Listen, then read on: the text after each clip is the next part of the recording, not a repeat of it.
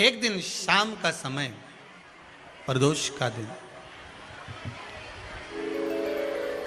प्रदोष का दिन, प्रदोष काल,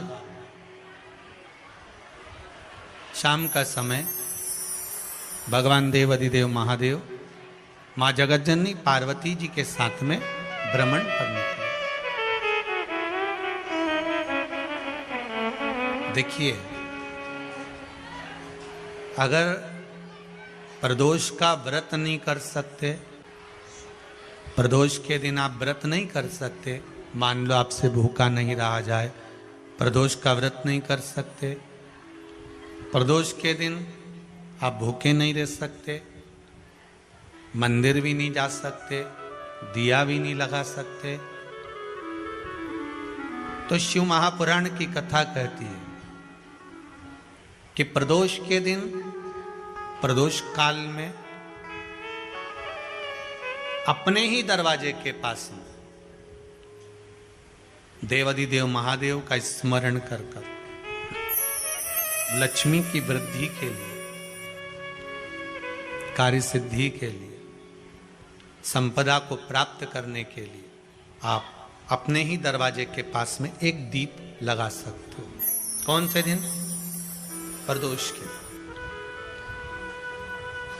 एक बात और अच्छे से समझ लीजिए, जो बच्चे चिड़चिड़े होते हैं, चाहे घर में बेटे हों, बहुएं हों, सास हो, ससुर हो, परिवार में छोटे छोटे बच्चे हों, चिड़चिड़ प्रवृत्ति करते हों या चिड़चिड़ा स्वभाव हो, जरा जरा सी बात में क्रोध आ जाता हो, बोलने का भान नहीं रह पाता हो, शब्दों के बाण चलते हों, तो महाराज प्रदोष के दिन, प्रदोष काल में बेलपत्री के पेड़ के नीचे एक, जो पत्ता आपके पास में हो, पान का मिल जाए तो पान का, पीपल का मिल जाए तो पीपल का, बेलपत्र का मिल जाए तो बेलपत्र का, उस पत्ते पर मात्र थोड़ा सा शहद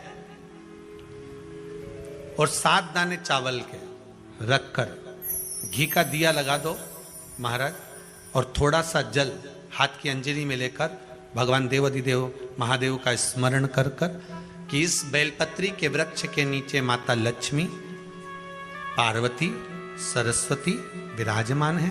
इसी बेलपत्री के पेड़ के नीचे मेरे देवाधिदेव महादेव का 12 ज्योतिर्लिंग का स्वरूप प्रकट है।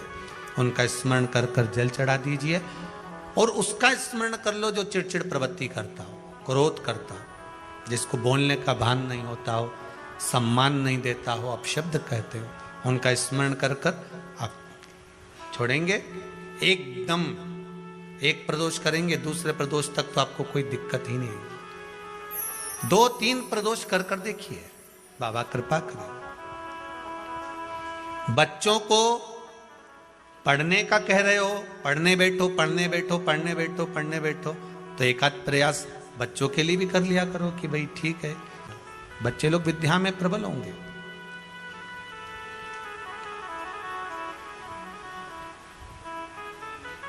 शिव उपासना का जो फल है वह 1000 गुना। पहले भी कथा में काज फिर कहते हैं,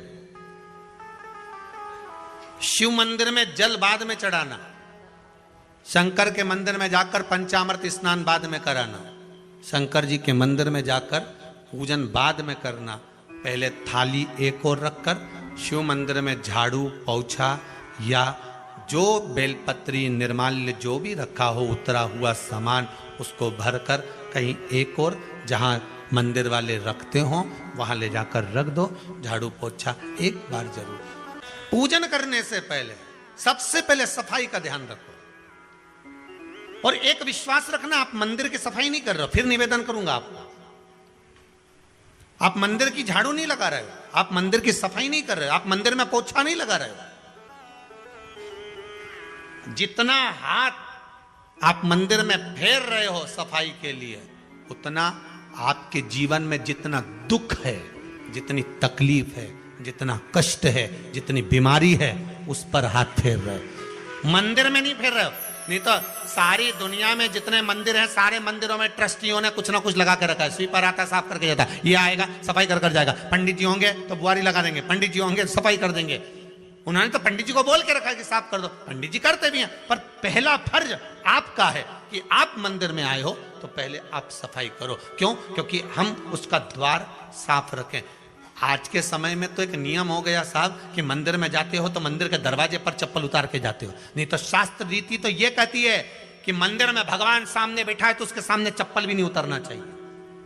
तो कई लोग कहते हैं मंदिर के अंदर थोड़ी ना उतार, हम तो जीने से भी बाहर, एकदम गेट के बाहर वहां उतार, पर सामने तो है ना, सम्मुख में तो है।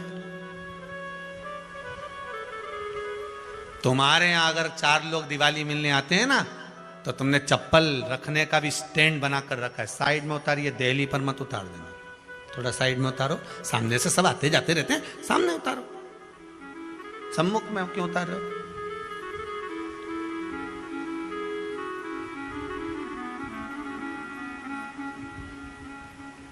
थोड़ा द्वार पे से दूर उतारिए।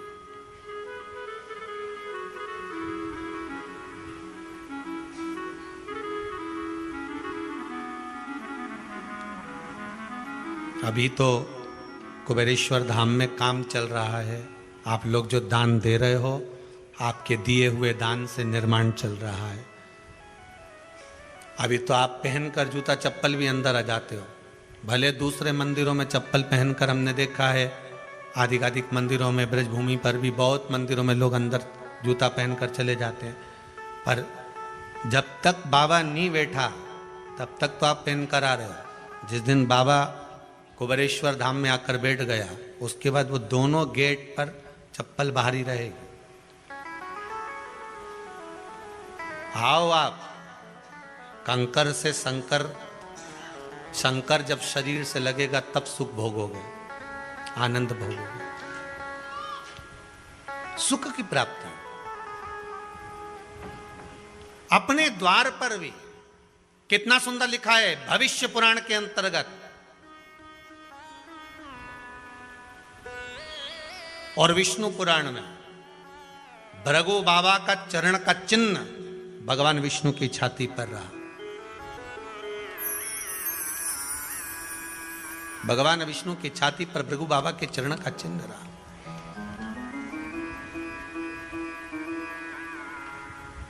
चरण का चिन्ह। अब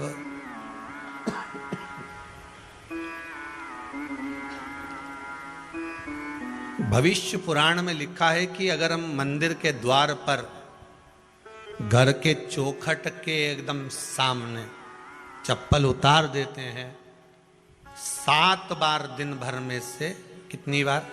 7 बार विष्णु पुराण कहती है ऐसा कोई दिन नहीं होता जिस दिन दरवाजे पर 7 बार लक्ष्मी आकर खड़ी नहीं होती हो। कल एक कथा कही थी आपको कि प्रत्येक मनुष्य के भाग्य में सुख लिखा है, केवल मंथन करना।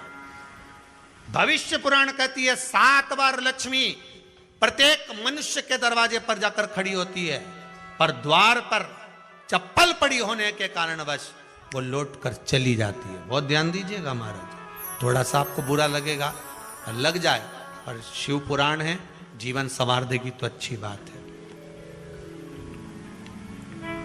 जीवन संवार दे तो अच्छी बात है। मंदिर के द्वार पर हम जब चप्पल छोड़ते हैं, जिस मंदिर की चौखट पर चप्पल छोड़ी है, आप जितनी देर आराधना में लगे रहते हैं उतनी देर तक आपकी चप्पल पर जितने लोग लांग कर जाते हैं, जितने लोग लांग कर प्रवेश करते हैं, उसका भी दुख आपके भाग्य में आता चले जाता है। ध्यान दीजिएगा जरा, चप्पल का भविष्य पुराण में पढ़िएगा कभी कि पादुका का महत्व क्या है, पादुका किस ओर उतारना चाहिए, पादुका को कहाँ रखना चाहिए, किस जगह पर बुआरी झाड़ू को रखना चाहिए, किस जगह पर चलनी को रखना चाहिए, सुई उस सुई को जिस हाल में सब बैठते हैं उस हाल में क्यों रखा जाता है? सुई तो इतनी सी है, पर जिस हाल में सब बैठते हैं उस हाल में ना तो झाड़ू रखते हैं, उस हाल में ना चलनी रखते हैं। भैया क्यों नहीं रखते?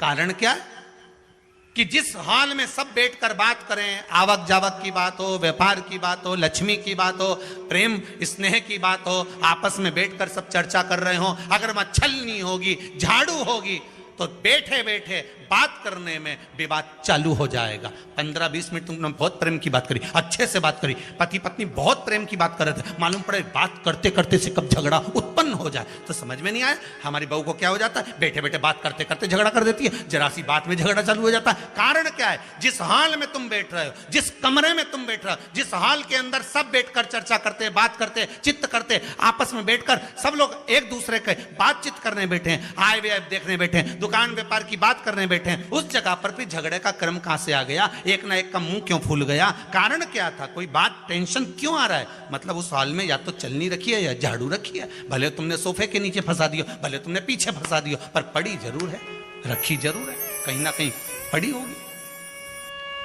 क्यों कहते हैं कि जिस हॉल में आप बैठ रहे हो, जहां पर आप संपदा की बात कर रहे हो, दौलत की बात कर रहे हो, व्यापार की बात कर रहे हो, व्यवसाय की बात कर रहे हो, उस हॉल में अगर कहीं कैलेंडर टंगा हो, कोई सामान ऐसा रखा हो, कोई पर्दा ऐसा लगा हो, कोई चीज ऐसी लगी हो, तो उसमें एक सुई उसमें रख दीजिए। क्यों कहते हैं, हमारे यहां दूल्हा भी जाता है ना, तो उसका जो साफा बनता है या जूता उसको पहनाते हैं, उस तक में पिन टच करके भेज देते हैं। बोलो सही है कि गलत है। दूल्हा तोरण लगाने जा रहा है, दूल्हा तोरण देने जा रहा है, तो उसके जूते में भी पिन घुसेड़ कर भेजते हैं, पिन लगाकर भेजते हैं, उसके साफे में पिन लगाकर भेजते हैं। एक भले सुई नहीं लगाएंगे तो आलपिन लगाकर भेज देंगे। क्यों भेजते हैं, उसका कारण क्या, कि लक्ष्मी को लेने जा रहा है, संपदा लेने जा रहा है, और जिसको वो ब्याह करने जा रहा है उसका संबंध सुई और धागे के संबंध जैसा हमेशा सिला हुआ होना चाहिए, उधेड़ा ना जाए, कैंची जैसा कटा हुआ नहीं होना चाहिए। एक एक प्रमाण को जरा देखो तो। और दुनिया के लोग कहते हैं साहब हमारे यहाँ तो सुख नहीं है, शांति नहीं। शांति तुमने भंग करी, कोई दूसरा भंग करा। चप्पल उतार दी दरवाजे पर, मंदिर के द्वार पर। हम तो यहाँ तक कहेंगे पशुपति व्रत करने जा रहे हो, पशुपति व्रत को धारण करने जा रहे हो, एक सोमवार मत पहनो चप्पल, जब मंदिर जा रहे हो तब दिन भर पहनो, मंदिर जाओ मत पहनो। कोई जरूरी है कि मंदिर पहनने चप्पल पहनना जरूरी है, मत पहनो। मंदिर के द्वार पर जहां भगवान विराजे हैं उसके द्वार पर अगर आपने चप्पल उतारी है, आप तो अंदर चले गए, पर जितने लोग लांग रहे हैं उसका मालूम, उसका स्मरण कितना कितना गया। छाता, चप्पल, आसन, मांग का टीका, इसका भी वर्णन पहले कर चुके हैं कथाओं में, आप लोगों ने सुना होगा। छाते का भी वर्णन किया, किसी का छाता बारिश में तुम लेकर आ गए, पानी गिरने लगा, जी तुम्हारा छाता देना, छाता तो लेकर आ गए, पर जितने दिन तुम्हारे घर में रखा हुआ है उतना दिन तक हिसाब लगा कर रखना कि 15 दिन रखा तो तैयारी रख लेना, 15 दिन में कितने घंटे हुए, कितने घंटे कितने पल, उतना आपको दुख भोगना पड़ेगा। दूसरे का छाता आया, इसलिए कोई प्राण छोड़ता है, मरता है, तो उसके पद में यही सब चीजें देना पड़ती। क्या क्या बोलते जाओ, छाता, चप्पल, आसन, माला, सब देना पड़ता है। बोलो देते कि नहीं देते? तो क्यों देना पड़ता है छाता? क्या काम का कि छाता देना पड़ेगा? क्या व्यक्ति 24 घंटे क्या धूप में रहता था कि पानी में रहता था जो छाता देना पड़ेगा? चप्पल क्यों देना पड़ेगा? किस लिए देना पड़ेगा? उसका शास्त्र प्रमाण।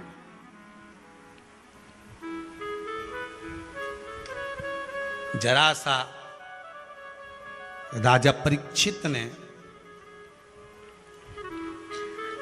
जरासंध के मुकुट को सिर पे पहन लिया था और बुद्धि बदल गई थी। शमीक बाबा के गले में मरा हुआ सर्प डाल दिया था। सही है कि गलत है?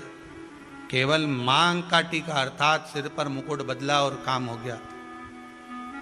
बहुत ध्यान देना पड़ता है महाराज, बहुत ध्यान देना पड़ता है।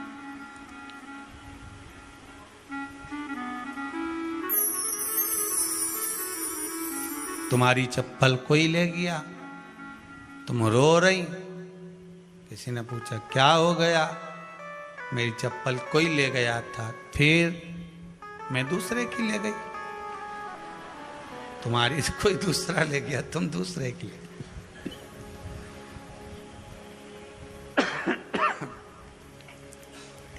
नहीं भाई,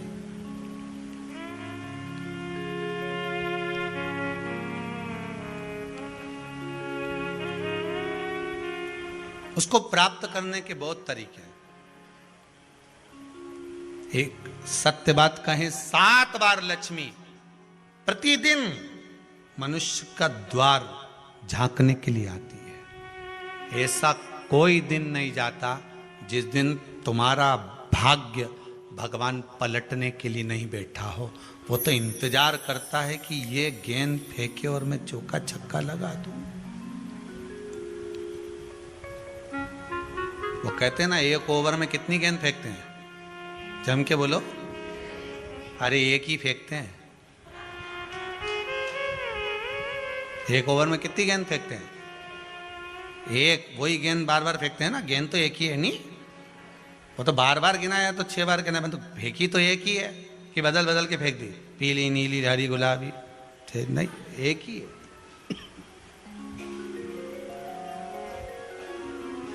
बदल बदल कर आया, गेंद 1 ही थी, फिर फेंका कि ये तो वाइट निकल गई, फिर फेंकी, गेंद वही है, गिनती में 6 जा रही है। 1 साल निकल गया, 1 दिन निकल गया, फिर गेंद फेंकी।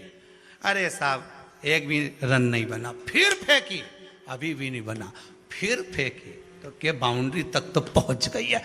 अब की बार जो फेंकी तो के ऊपर से निकल गई, सीधे 6 पे पहुंच गई। भगवान भी ये कहता है, 1 ही गेंद है, 6 बार फेंकी है। शास्त्र कहता है 7 बार दरवाजे पर लक्ष्मी आती है, मौका देखती है कि कब मौका मिले मैं इसके घर में प्रवेश कर जाऊं। पर कभी कभी ये निंदा करती दिखती है, कभी बहू की चुगली करती दिखती है, कभी टीवी में मन लगाए दिखती है, कभी सुई धागा लेके बैठी मिलती है, कभी झाड़ू लगाती फिरती है, कभी दरवाजे पे चप्पल खुली मिल जाती है, कभी कुछ मिल जाता है। मैं बार बार आती हूँ, अब नहीं माने तो मैं कई करूं, मेरे को तो जाना पड़ेगा। मेरे को तो जो नियम है, सर्विस करने वाला, नौकरी करने वाला तो टाइम पे आएगा। तुम भले कंप्यूटर चलवाओ, चाहे मोबाइल उड़वाओ, चाहे तुम लिखा पढ़ी करवाओ, बोलो सही है गलत है, उसको तो करना है। बोलो साहब क्या करना पड़ेगा? कि लग जाओ कंप्यूटर पे, लग जाओ, उठाओ मोबाइल, ये तो उसको तो करना है। वो तो टाइम पे पहुंच गया 9 बजे। लक्ष्मी जी भी टाइम पे आती है। आई दरवाजे पे क्या देखा उसने कि ऐसा ऐसा है। कई कई की तो आदत पड़ी, रोटी घर में बना हुआ सारा दाल चावल सब्जी वब्जी जो बच गई उठा के मैं दरवाजे के पास में रख के आ गई। लक्ष्मी जी सोचे बताओ, ऐसा तो पहले से रख, अंदर चली गई और ऐसा खिला दिया तो मैं तो नहीं जाऊं। लक्ष्मी जी वापिस चलती। कई लोगों की आदत, आटा छना हुआ, ऊपर की जो चापड़ थी उनने कहा गाय खा के चली जाएगी, ओटला पे पटक के आ गए। लक्ष्मी जी इतने में आई कि चापड़ तो यहाँ पटक के चली गई, मैं काय को जाऊं, छलनी में से जाओ उधर, नहीं जाऊं। कितना कितना कहा है महाराज, केवल 1 दिन का इंतजार रहता है, दिवाली आए लक्ष्मी जी महाराज घर आएगी ने, लीप लिया ने, पोत लिया ने, मांडना भी मांड लिया, लक्ष्मी जी का पाँव भी मांड लिया ना, कमल का फूल भी मंगवा लिया, गेंदा की माला भी बुलवा ली, सारी गेंदा वेंदा की माला दरवाजे पे भी लगा दी, चौक मोक पूर के बैठी इंतजार में, लक्ष्मी जी आएगी, लक्ष्मी जी आएगी। लक्ष्मी जी बोली मैं तो रोज आऊँ री जी, मैं तो रोज आऊँ, पर कई करूँ थारी बुद्धि काम नहीं करे, मैं कई करूँ, मैं तो रोज आऊँ। फिर के लक्ष्मी मैया अब की बार आ गई तो जाजे मती रही, बड़ी तकलीफ में हूँ। लक्ष्मी जी बोली नहीं जाना तो पड़ेगा, दिवाली का दिन है, हमारे 10 के घर जाना पड़ता है, बड़ी मुश्किल से तो गुजिया पपड़िया मिलता है, नहीं जाऊंगी तो अच्छा नहीं लगेगा, तो जाना तो पड़ेगा, पर रोज आऊंगी, प्रतिदिन आऊंगी। तू अगर मुझे रोक सकती है और अपने घर में बुला सकती है तो बुला ले, और आऊंगी मैं प्रतिदिन और जाऊंगी भी मैं प्रतिदिन। लक्ष्मी आती भी खूब है और जाती भी खूब है, एक जगह टिकती कभी नहीं है, बस उसको बुलाने का तरीका होना चाहिए।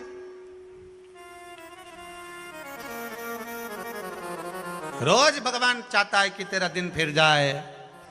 कथाओं में भी आप लोग बोलती हो, आंवला नवमी वगैरह की बोलना, जैसे ही का दिन फिर या, ऐसी बोलती हो ना कथा, कहानी सुनती हो जब, कैसे बोलते हो कहानी सुनने के समय पे, जैसे ही का दिन फिर यानी वैसा हमारा दिन फेर जे माता, ऐसा कर जे माता। तो माता जी बोले मैं तो रोज का दिन फेरूं तेरा, तू काहे के चिंता करे री कमला, काहे चिंता करे, मैं तो रोज का फेरू, तू सुधरे तो मैं तो बिल्कुल तैयारी में। ब्राह्मण बेलपत्री को भर रहा था, बेलपत्री ब्राह्मण भर रहा था, पार्वती जी ने शिव जी से कह दिया इसके पास कुछ भी नहीं, आपका भगत है ये, आपका भगत है, इसके पास कुछ भी नहीं है, आप कृपा नहीं करोगे? शंकर भगवान बोले आज प्रदोष का दिन है, प्रदोष काल में ये मेरी सेवा में लगा है। सुनो पार्वती, जितनी बेलपत्र इसने उठाकर रखी है वो बेलपत्र स्वर्ण मुद्रा के बराबर हो जाएगी, तो चिंता मत कर। शिव पार्वती को कहकर चल दिए। शंकर पार्वती बात कर रहे थे, इतने में एक सेठ ने सुन लिया कि जितनी बेलपत्र भर के ले जा रहा है उतनी स्वर्ण मुद्रा हो जाएगी। बनिया ने सुन ली, सेठ ने सुन ली, तो जैसे ही शंकर पार्वती गए, सेठ जी उस ब्राह्मण के घर चले गए, 100 सोने की मुद्रा देकर कहा जितनी बेलपत्र है चढ़ी हुई मुझे दे दे।